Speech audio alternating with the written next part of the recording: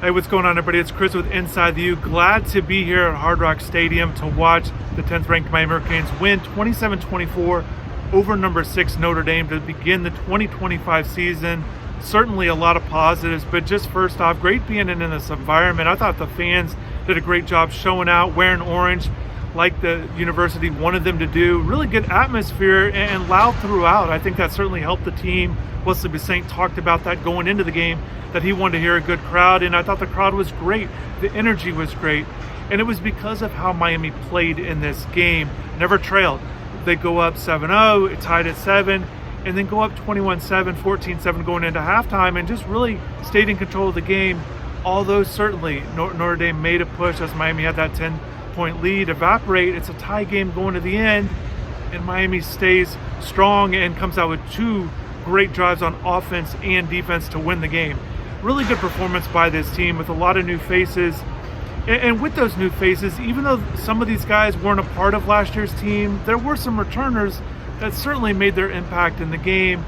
In particular, Ruben Bain and Akeem Mesidor late. The big plays from those guys, those are your leaders, and you want to see that from them. And I thought they were great. It was great that this team that really struggled and fell apart at the end of the year with the 3 out of 4 losses to end the year, and really not knowing what to expect with this team, what it's going to exactly look like. And I think with what I saw today, there's certainly reasons to be encouraged for the future and other games down the road, and not just a one-game win. So let's get right into it. Carson Beck, 20 of 31, 205 yards, 2 touchdowns, no interceptions. It wasn't a high passing performance, but I thought he was really good. I thought he was the reason why Miami won this game. I thought he did a good job making plays on his 2 touchdown passes, and I think you're going to see this later on and throughout the entire season, because these are the things that I saw at Georgia. He is going to throw the ball downfield, as he did on these touchdown passes, and give his wide receivers, his receivers, opportunities to make plays on the ball.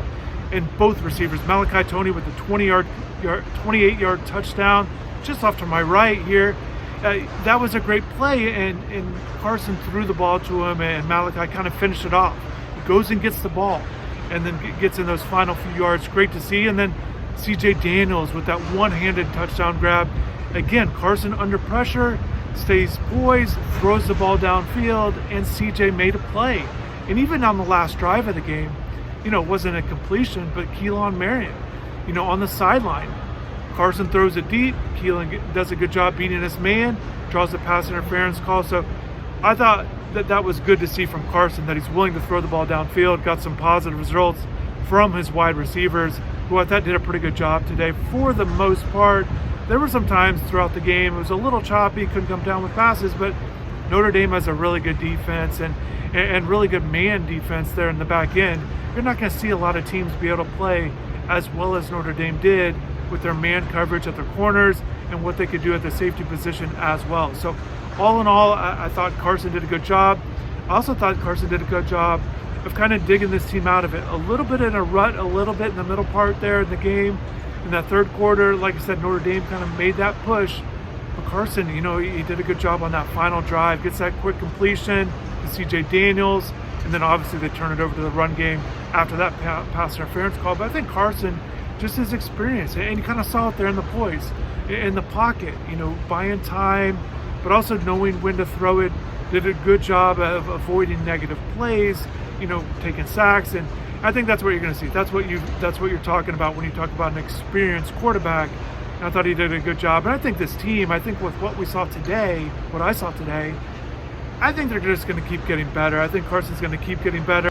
So certainly a good start for Carson, I believe, here at Miami. I think it was good for him personally, too, with how last season went for him, a bit uneven at times throughout the year, and just the criticism he got throughout the offseason and hit with his transfer and whatnot. So I think it was just good for him personally, too. And again, I think he's only going to get better, gain more connection with these wide receivers, with his group there on offense.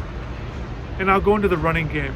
Not big numbers by the running backs. Only Mark Fletcher averaged over 4 yards a carry, but you saw at the end here, Shamar Brown did a really good job of, he was the guy, the number 3 back essentially, but not at the end of the game. He was the one that got all the carries there at the end of the game and did a good job picking up first downs, tough yardage, did a great job. He also did a great job on his touchdown run, 5-yard run, the plunge with the offensive line backing him up. So I think he proved, certainly in a game like this, an opponent like this, that he's certainly capable of producing. And I think this is what you're going to see with this group. They've talked about it before. They're going to go by running back by committee. But we saw tonight, Jordan Lyle, gets the start, but 5 carries, 11 yards, no carries after that second quarter there. And they got Fletcher, and they can go to Brown, they can go to any one of those 3 guys. And I think it'll just kind of depend, and it'll depend how these guys perform in the game. But again, not a big rushing total.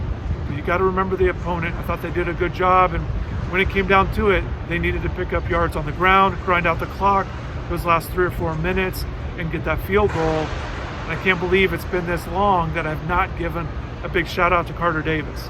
47-yard field goal to win the game, 104 left, that tie-breaking field goal. And Carter's a guy that was not a guy that you expected, not a guy many expected to win the job. 4 for 11 in field goals in his career. Bert Auburn comes over from Texas, being their place kicker there. And he beats him out. Carter beats him out and does a good job. He also hit a 38-yard field goal earlier in the fourth quarter. So great to see Carter kind of persevere and get results. You always want to turn that confidence and the optimism into actual results. And that's kind of my biggest takeaway, one of my biggest takeaways with what I saw tonight, because there certainly has been optimism for myself, other people, coaches, but getting the actual results from a number of guys.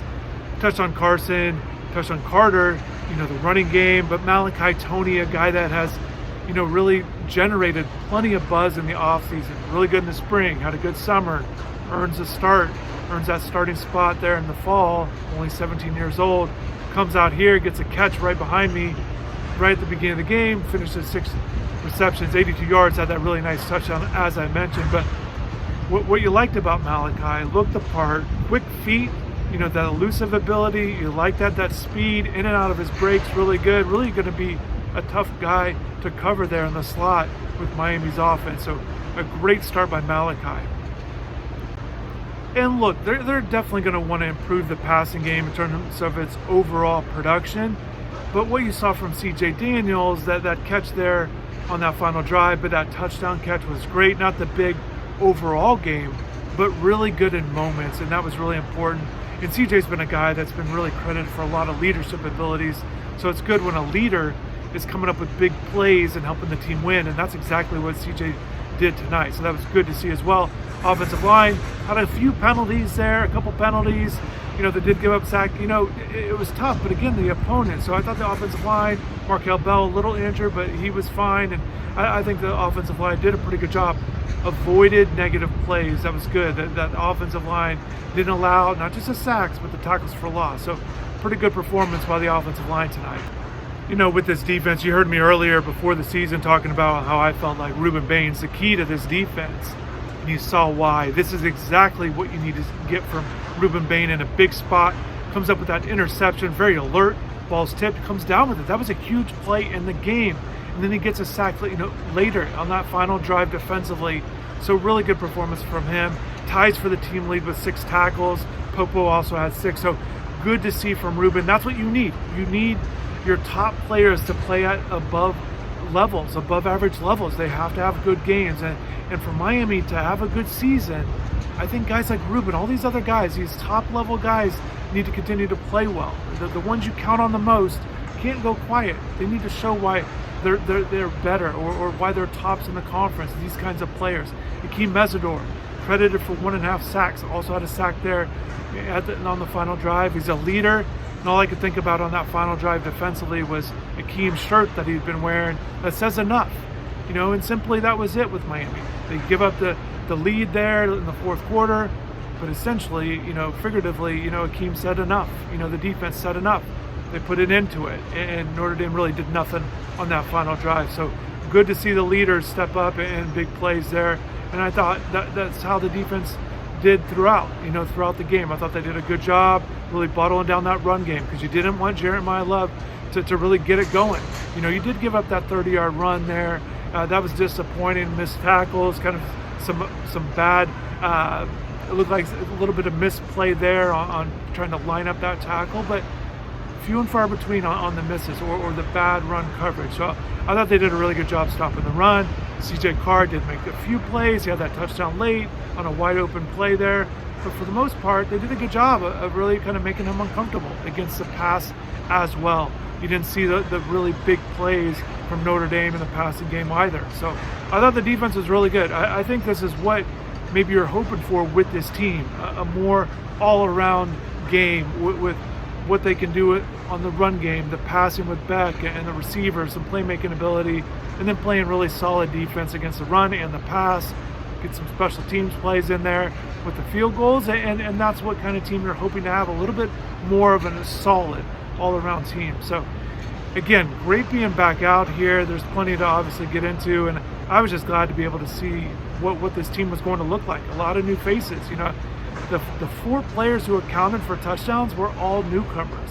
So good to see those guys make plays, and certainly very, very good reason to be optimistic about this team moving forward. Does it mean they're a perfect team? No, they still have work to do. Everyone should understand that, but a good starting point and something I think they can build on these next few games with Bethune, USF, and that big game against Florida. So I'm looking forward to kind of seeing this incline and this with opponents these next 3 games, and then we'll see how it looks at the end of the non-conference schedule as they get into that ACC play against Florida State there in early October. I want to thank everybody for watching. Definitely drop in the comments. Let me know what were some things that stood out to you. Who were some players that stood out? Maybe you didn't know much about them that really impressed you. I'll go back through the film. Looking forward to that and watching more with this game. But this is just my reaction here. I'm going to get going. It's been a late night already.